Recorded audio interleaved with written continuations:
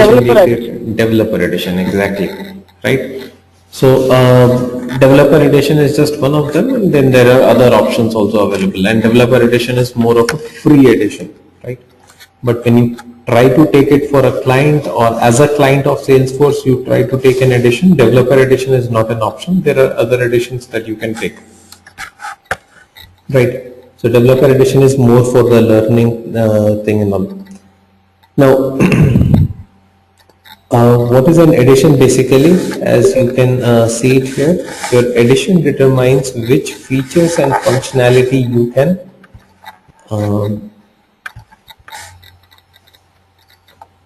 which features and functionality you can access within Salesforce, right? To determine which edition you are clicking, check the title bar of your browser. So if you just go to the title bar of the browser, if you are currently logged in, if you go there, you will find the edition. So we'll look into that later. Now you don't need to do that. But what functionalities you will have within your Salesforce, that completely depends on the edition that you have taken. Fine. Now, what all editions are available? As I told you, we have Contact Manager, Group, Professional, Enterprise, Unlimited. There is a Personal edition also, but Personal edition is just for a single user. Okay. So let us understand all these editions a little more. What all these editions have and all that. Fine. So okay. So we'll start with Personal edition. Personal edition is the most basic edition, okay, and it is designed for individual sales representatives. So it is just for individual sales representative or a freelancer kind of a person who wants to maintain his clients, right? Why I say for individual representative or a freelancer? Because it can only have one user. This Personal edition, as the name says, it can only have one user. So you cannot have more than one user for this edition. So if you cannot have more than one user, definitely a company cannot work using this edition, because a company will have more than one user. So this is more meant, this edition is more of meant for your, as I said, either individual sales representative or freelancer kind of people. I have seen a few private tutors using this, right, maintaining their contacts and all. So this is the most basic one. Then there is Contact Manager. Okay, this Contact Manager is designed for small businesses. Okay, and here you can have maximum 5 users. We can have 5 users, and this provides access to key contact management features. Okay, so what it does, it provides access to the key contact management features. It includes accounts, contacts, activities, calendar, notes and attachments, and reports. That's it. So out of all the tabs that you have seen there, you will not have all those things in a Contact Manager edition. You will just have accounts, contacts, activities, calendar, notes and attachments. That's it. And reports. No campaigns, no leads, no opportunities. So the big this tab that you see, the big menu bar that you see, that there are so many tabs and all. So all those tabs will not be there in Contact Manager edition. You will just have a few of them. Alright. So that's our Contact Manager edition. And okay, yeah.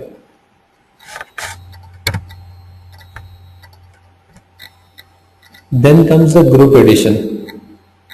Group edition is designed for small businesses and work groups.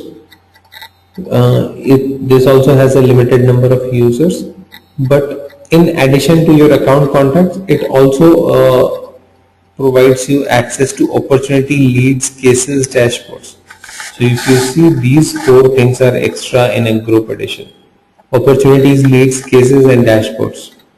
Okay, so that is what a Group edition has.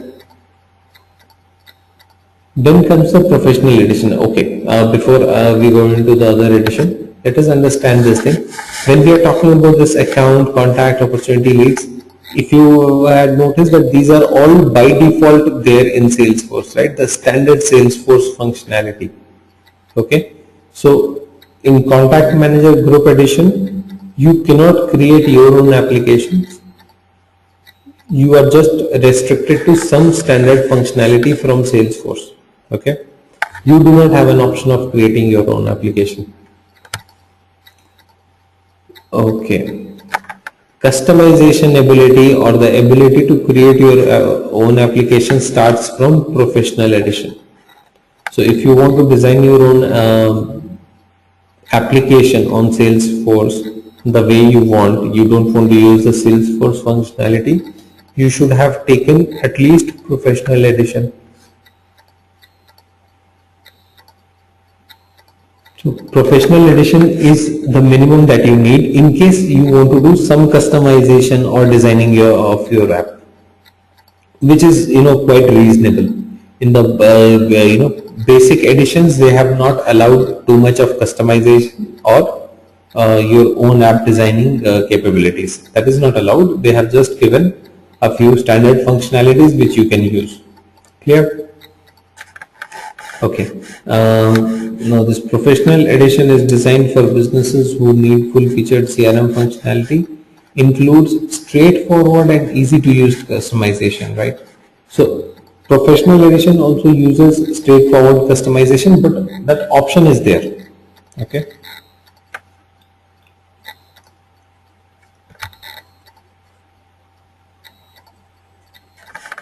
Then comes the Enterprise Edition. Now what is this Enterprise Edition? This is designed to meet the needs of large and complex businesses.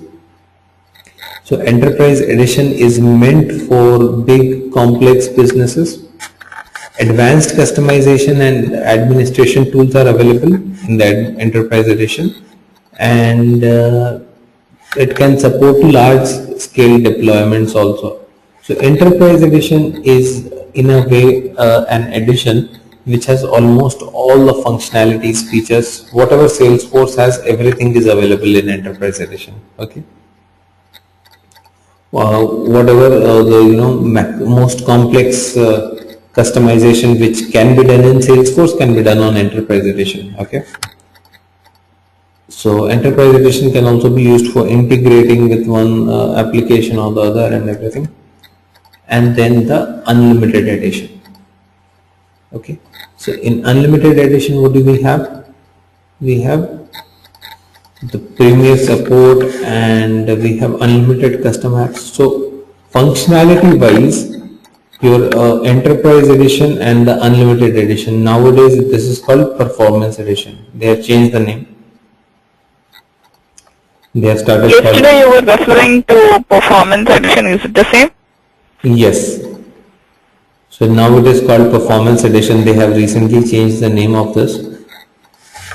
And some places they still talk about Unlimited Edition. I mean, once you go for an interview or some place, sometimes they will still talk to you and ask you of Performance Edition, right? Sorry, Unlimited Edition. Because people who have been working on it for years, it takes time for them to switch from Unlimited to Performance. That's just a name change, right? So you should know that Unlimited and Performance Edition are same. Difference between Enterprise and this Unlimited or Performance Edition is that this Unlimited Edition allows you to create unlimited number of custom apps.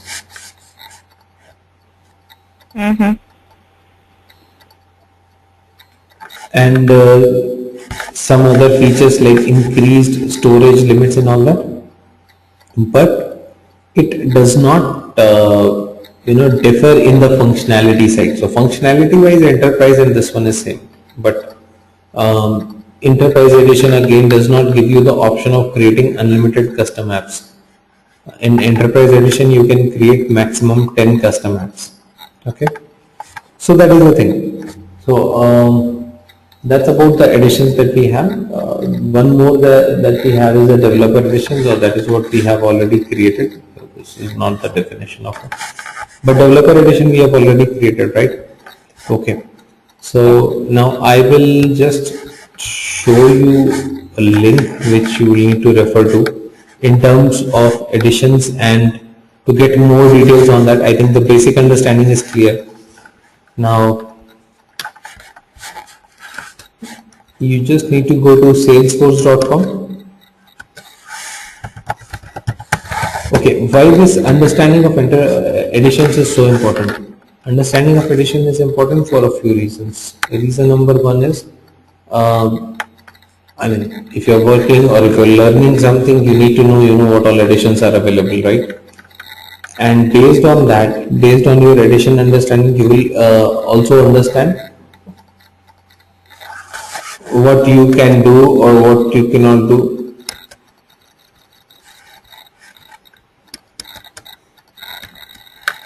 Just give me 1 minute.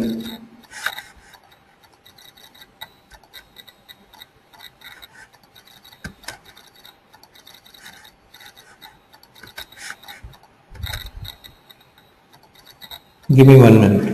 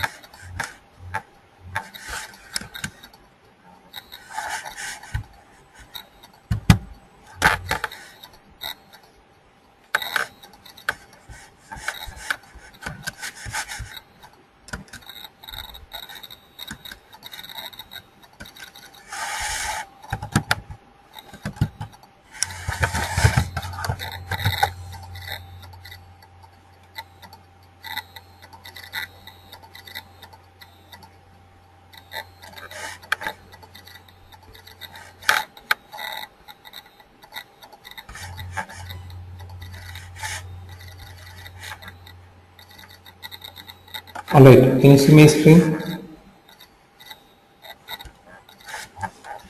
Salesforce.com you just have to go to, and then from there you need to go to the products,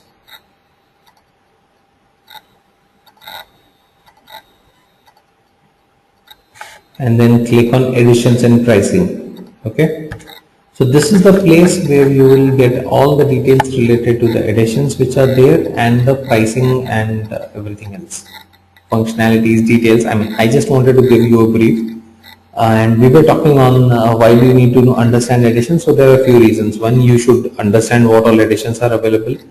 Second, you should also understand what are the limitations of each of the addition, because if you are working for a client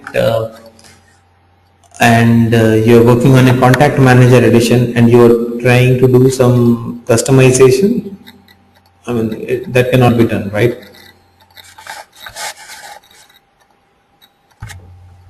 So if that cannot be done, then there is no point actually you spending time on trying to customize something on the contact manager edition, right? So that is something. So understanding of edition is required for now and at later point of time also. Now this is going to be your reference for edition. So you just need to go to salesforce.com, products, additions and pricing. See, contact manager, group, professional, enterprise, performance. Personal edition and developer edition have not been listed here. Personal edition, they do not put it here. I do not know why, because that is again something that does not help them to generate a lot of revenue. Maybe because of that, they still sell the edition of licenses of personal edition, but they do not mention it on the website. And developer edition is again no revenue generation. So for that reason, it's not mentioned here. There is no price attached to it. It's free, right? So that's about our these additions. Okay, now if you scroll down a little, you will find this addition comparison chart. You can click on this addition comparison chart and look for all the functionalities of each of the addition, right? A full comparison of all the features, what is available under in which addition, what is not available, everything. Correct? So you, after this session, you all can download this chart and look into the details, right? So that is about our addition. Now, a good thing will be that you maintain a list of all these things. While we are doing the training, there will be certain things like this which I will keep on referring to. I would recommend that if you create a Word document or something for maintaining your notes and all for every day, like for these additions, you can just take the link or the address of the link, how to go there, and if you can also download this chart and put it in a folder, right? So these yesterday I think someone was talking about the documents and all. So these small pieces will make up for your a lot of documents that you may need to refer at any point of time, not just for now and not just for your interview, even when you get into a job, right? So because all the features and functionalities of addition, you cannot mug them up, and you cannot just have everything in your mind any point of time. So every time we need to understand something, whether this is possible in this edition or not, we just go back to this comparison chart. So that will be a reference guide for you even when you get started as a Salesforce developer or administrator, right? Okay, so this addition thing is clear. Are we okay on the additions? Anyone has any questions? Fine. No, that's fine. Yeah, great.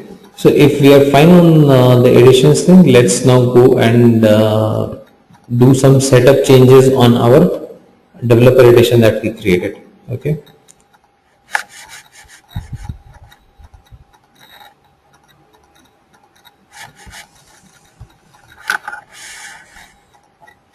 So for developer edition, what we need to do, we just need to go to salesforce.com. We'll have the login button at the top.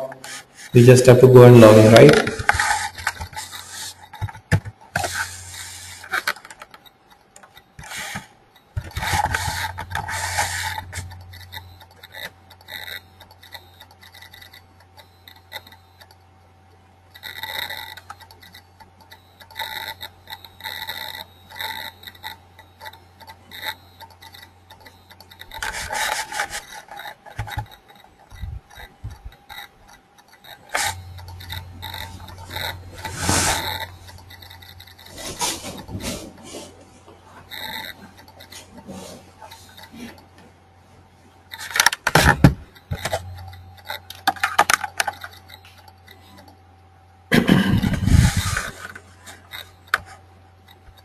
Okay, so here we are. So first thing that we will start with is the personal setup.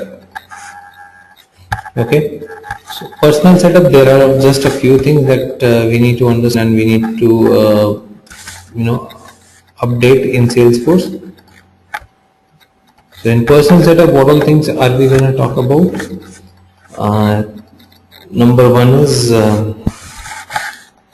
something like name, phone, username.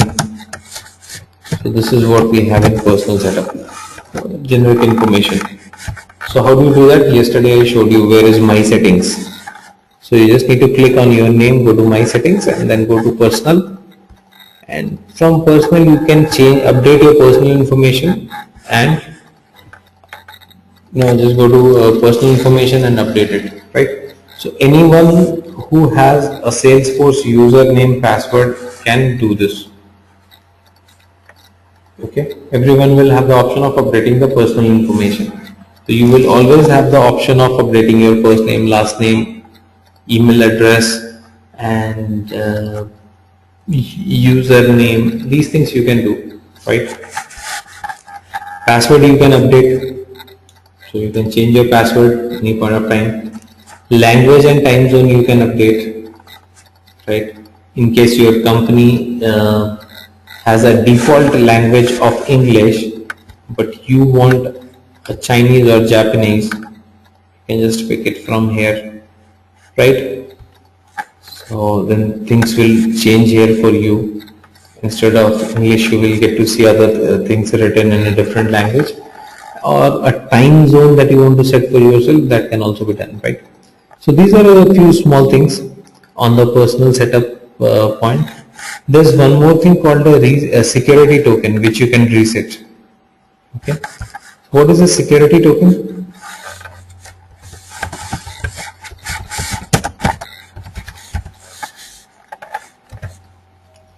So security token is kind of an additional password.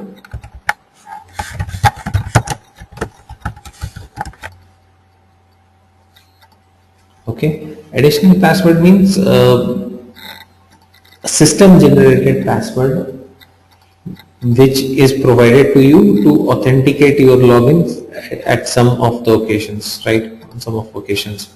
So what are those occasions? We will talk about that part, but for now we just need to understand that there is something called security token, which is a system generated password, and it's used for authenticating our login on some of the occasions. Fine. So where do you reset security token? You reset it here. My settings, reset security token. Because this is a system generated password, you cannot go and set it, you just can reset it. You cannot go and define that I want this to be a security token now. You just have to go and click on reset security token, and a new security token will be sent to you. Fine. It's a 21-digit alphanumeric key, so that will be sent to you on your email ID, registered email ID. Fine. So that's about the security token, which you can do as a part of personal setup. So personal setup is something that every user has the option to do. Now, the next thing is company setup. Okay. Setting up your organization.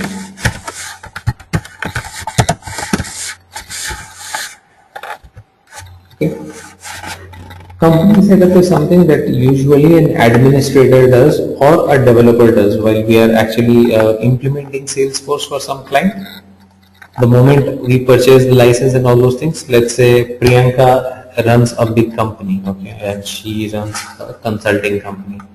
Now this company is not using Salesforce. Let's say earlier they used to maintain all their data on Excel sheets and all, and I work for a company which implements Salesforce. So I went to Priyanka, I told her that okay, Salesforce is good, you will have all your data on cloud, all those things. I explained to her all the benefits of Salesforce that we discussed yesterday, and she agrees that okay, let me take Salesforce, and she says that okay, design an application or customize an application for me on the Salesforce. Okay.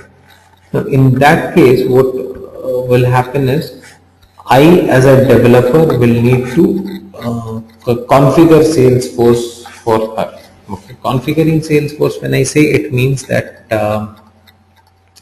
I'll have to do the basic setup, right? So company setup is one of those basic setup which is required. Company setup is what? In company setup, we talk about setting up the name, address of the company and all that details. So that is again basic information of the company which needs to be set.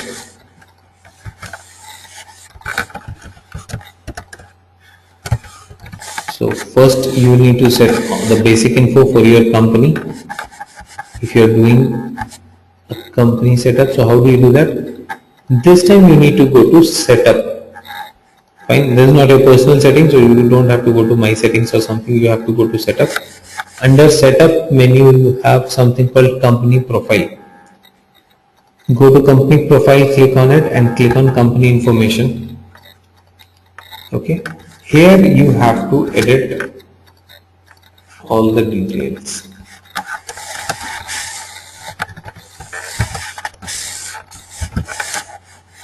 Whatever your company name, your phone number, fax number, street address, city address, state, province, everything needs to be mentioned here. Everything needs to be defined here. Okay.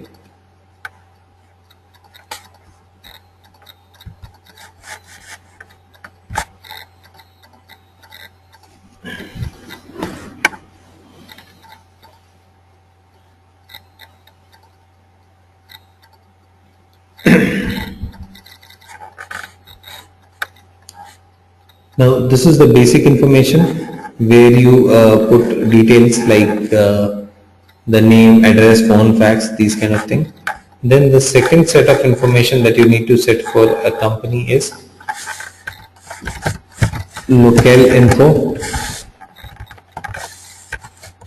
In this, what all things you will put? You will put things like currency, language, time zone. So most important things.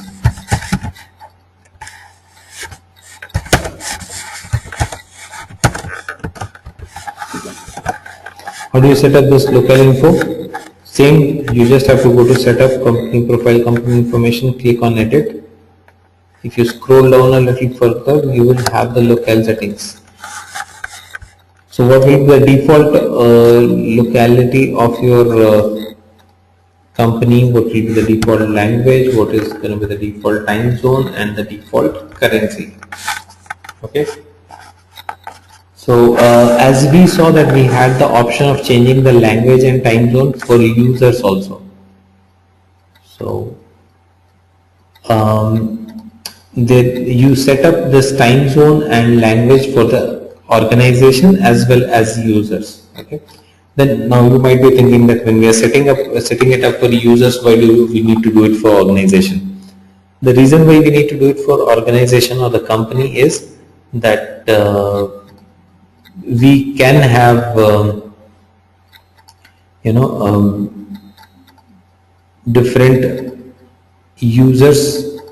We can have users from different time zones or different languages in the same company, right? If you are talking about a multinational company and it has an office in India, one office in US, the other one in Australia, the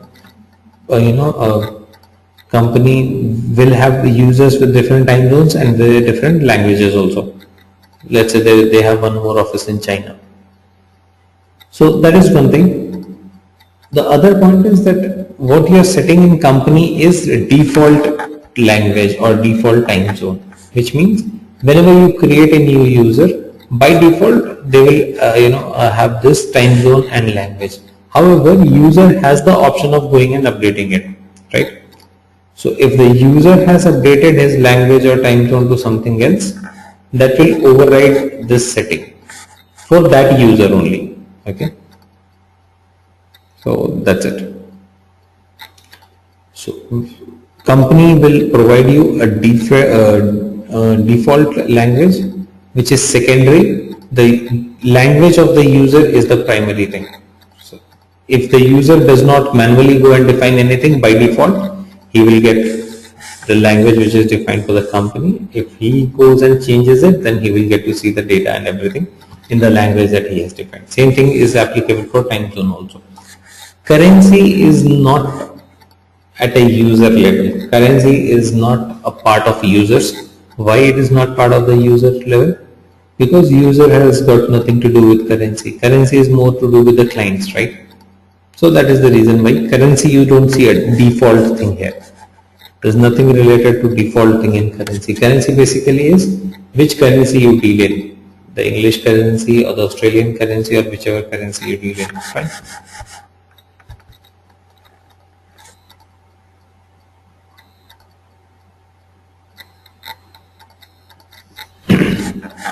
So that's about your company setup, locale info setup. Other thing that you have to set in company is the fiscal year. Now fiscal year is basically the financial year of the company, right? And we are aware that most of the fiscal years start from 1st April, at least in India. It starts from April 1st and ends on 31st March. Fine. A lot of companies in US follow this one, or they follow the other one which starts in July, right? So fiscal years are different for different companies. Every company does not follow the same fiscal year, right? So for that reason, you have that option of defining the fiscal year of your company. That okay, fine. When is the start month of your fiscal year? Is it January? Is it April? Or whenever it is? Is it October? So I mean, different companies have different, they work under different laws and all, and there are different financial institutes which recommend the fiscal year, and it depends on in which area you are doing business, and based on that you'll have to choose a fiscal year, right? So the moment you select a fiscal year, you just have to go and define what is the start month of the fiscal year here. Okay, why this is required on Salesforce? I mean, why should we go and set it up? If you set it up here, you will have the ease of reporting. Once we move into reports, we will see that if you have set the right fiscal year, you can skip this. It's not required. Even if you don't set the right fiscal year, that's also fine. Salesforce will still work. But the problem you will have is at the time of reporting, you will not be able to generate reports based on the fiscal years, the fiscal quarters and the fiscal years. That thing cannot be done, right? Let's say if you instruct your Salesforce to give you a report of last quarter, Salesforce will not understand what is last quarter if you do not define it properly here. Okay. If you don't define what is the start month of your fiscal year. Okay. And then based on what you have mentioned here, it can automatically calculate what was the last quarter, when was the last quarter, when is the next quarter. All those things can be done easily. Okay. And your reporting part becomes a little easier because most of the reporting for any company depends on the fiscal year. Fine. So that is one thing. In fiscal year, if you see, there are two options: standard fiscal year, custom fiscal year, right? So standard fiscal year is basically this one, the one that we are looking at. See, and the custom fiscal year is something that you may want to choose or define. Okay. So any fiscal year which has 4 quarters, 3 months per quarter is a standard fiscal year. Okay. No matter when it starts, it can start in April, it can start in January, but any financial year which has 4 quarters and 3 months per quarter is our standard fiscal year. Okay. Anything which is not like this, anything which has a different breakup. See, some financial institutes say that it's not the right calculation of fiscal year to have 4 quarters and 3 months per quarter. So some financial institutes say that this is not the right calculation because all 3 months do not have equal number of days. Some 3 months will have 90 days, some 3 months might have 89 days, right? So they say that because the number of days are not equal, so 3 months per quarter is not the right calculation.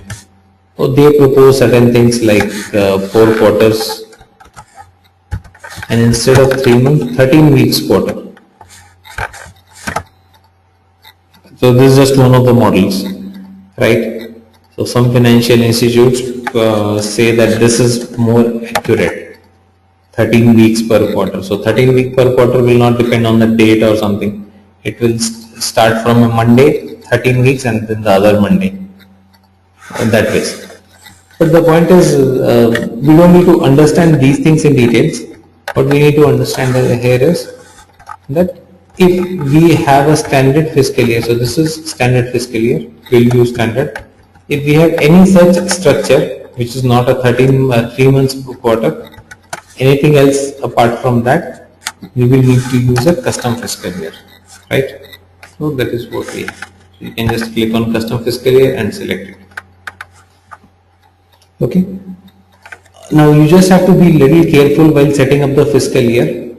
Till the time you are not very sure that your company requires a custom fiscal year, don't change it to custom fiscal year, because once you have changed it to a custom fiscal year, you cannot get back to the standard fiscal year. Well, that is a problem, right? So be a little careful in converting things into custom fiscal year.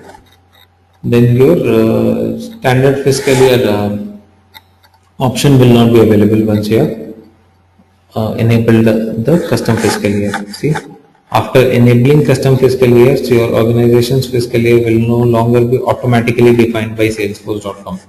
Then Salesforce.com will not define your fiscal years, you have to do it manually. So for that reason, till the time you do not have requirement, don't set it up to the customer. Okay. So that's about the financial year. Then we have business hours that can be defined. This is again under the company profile only. Why do we need to define business hours? We need to define business hours for the company to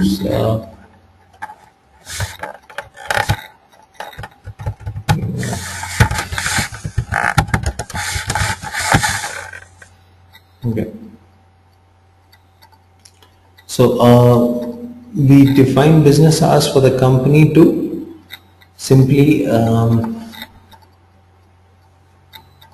what do you call it?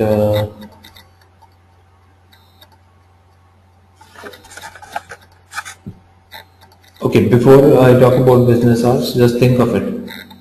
If you want certain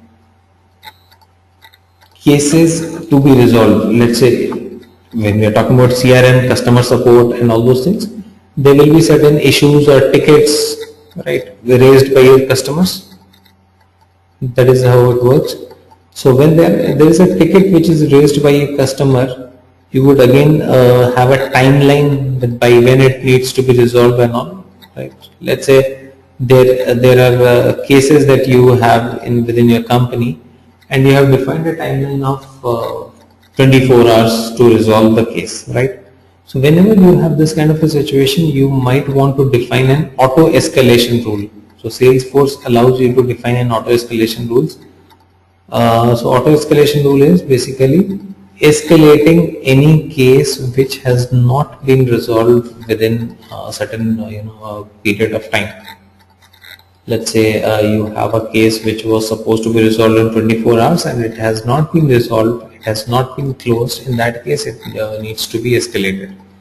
Now that is where your business hours comes into picture. So to auto escalate, first of all, the system should understand what are the business hours, right? Let's say you want to instruct your computer or Salesforce to do auto escalation based on some calculation of number of hours, right? Those number of hours should definitely be business hours. When your team is working, let's say your team works from 9 till 6. And your logic is any case will be resolved within 24 business hours, working hours, right? So calculation should happen only on this time. It should not calculate the time which is at which your team is not working, right? If your team works from morning 7 till evening 9. So only this time should be counted, right? That is more logical. Otherwise, this time from 9 till morning 7 when your team was actually not working will be unnecessarily considered into your escalation thing, which you do not want, right? So for that reason, we do use the business hour thing. Sorry. Okay. So that is the logic why we use the business hours. So in the business hours, we have this small thing. You just have to go to new business hours and define the business hours for your process or for the team. So you have the option of defining multiple business hours. Let's say India customer support team. Okay, so this is the business hours for them. You can define. Okay. And all times defined in the business hours will by default be defined in the default time zone. If you want, you can define in some other time zone also, right? and these are all system time. This all refers to the system time or the server time. It does not refer to this time that is on our computer. This is a local time, right? Local time as in this can vary. So that is the reason why it considers the server time or the system time, not this system, the central system time, not your computer. Okay. So business hours logic is clear. Now, how do we use that for escalation? That is at a later point of time. But you need to set up business hours for your company in case you want any sort of auto escalations to be done, right? So that the Salesforce can automatically calculate what are the business hours, what all hours have your team been working, and the case which did not get resolved or something like that in that time. Then defining the holidays for the company. What is a holiday? Holiday basically are the dates, holidays are the dates and times at which business hours are suspended. So holidays are the dates and the time when your business hours are suspended. Like if your business hours you have defined 7 to 6, 7 a.m. to 6 p.m. Now definitely it should not consider 7 a.m. to 6 p.m. for a Sunday. Should not consider that, right? Should not consider 7 a.m. to 6 p.m. for Christmas Day because your team was actually not there. It was not working on that day, right? So in case there are any of these holidays, Sundays, exceptions, one-time holiday, those need to be defined in holidays so that those are not calculated. Otherwise, what will happen if you don't define a Sunday as a holiday? Then most of the cases will get escalated on a Sunday. So Sunday no team is working, automatically it will cross the defined time limit, and Sunday you will see Saturday, Sunday if there is an off, most of the cases will be automatically escalated, which is not correct, right? So that is how it works. So you can define holidays there. Got it? So that's about our company setup that we do. And there is one more thing in the company setup, that is about the licenses. Now, when you approach Salesforce.com, I was just talking about this example that Priyanka runs a business and I am a company and I'm trying to sell the Salesforce thing to her. Now, the moment she says that, okay, fine, I need Salesforce, the next question I will ask her is how many licenses you need. How many licenses means how many users you have, right? So some companies may have 5, some companies may have 10, 100, 200. So this number of licenses you purchase from Salesforce, that will allow you to create the users. Okay. If you say I want 200 users to use Salesforce, Salesforce will say that okay, then you need to purchase 200 licenses. The pricing that we saw there, that $5, $25, $65, whatever pricing you saw on that link, you can go back to that link after the session and see the pricing again. Now whatever pricing you saw there, that is all per user per month.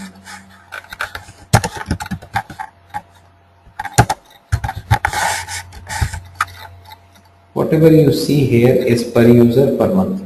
Okay. So per user per month means what? Per user per month means you have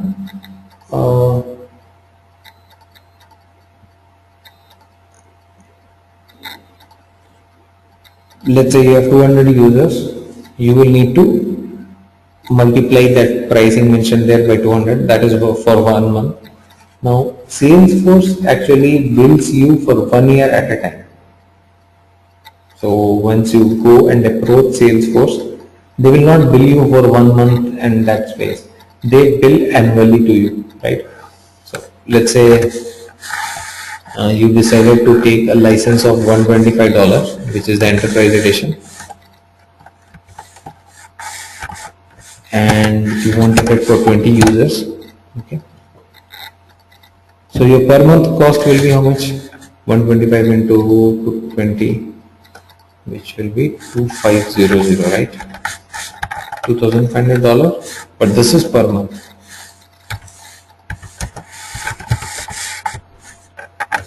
Now per year, what you have to do,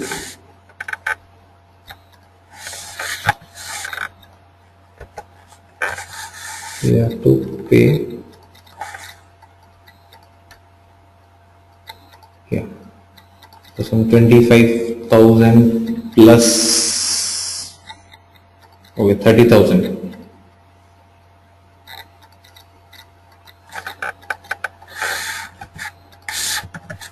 So that amount you have to pay. Got it? So close to $30,000.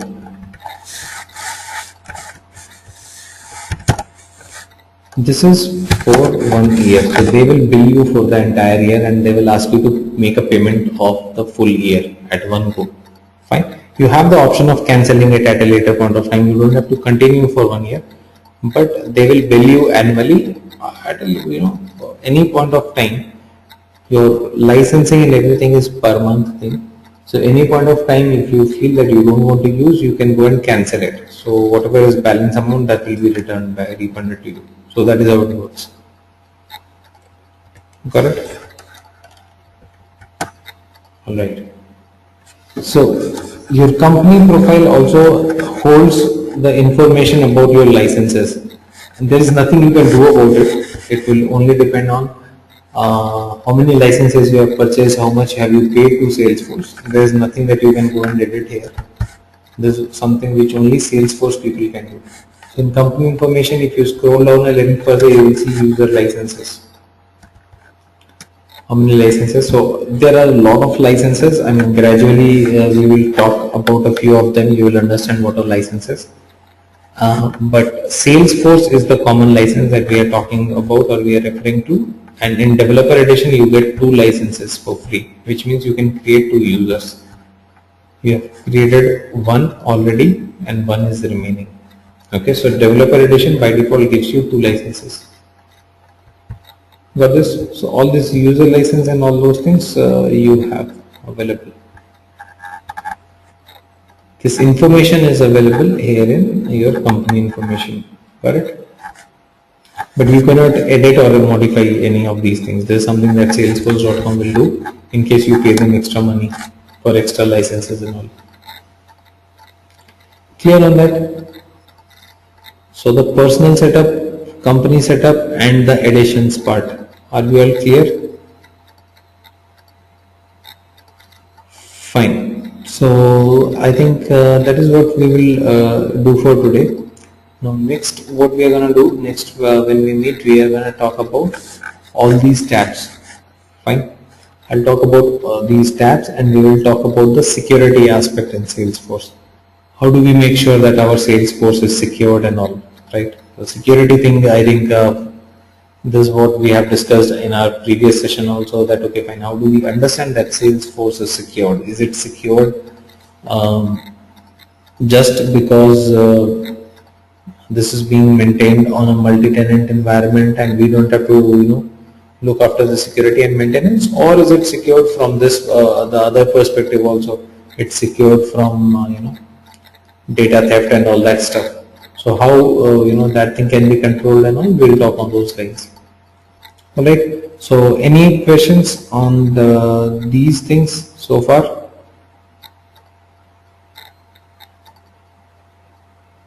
No? Logic. I'm good. Okay, great. So that's fine then. Thank you all. Let's catch up tomorrow and let's talk about other stuff there.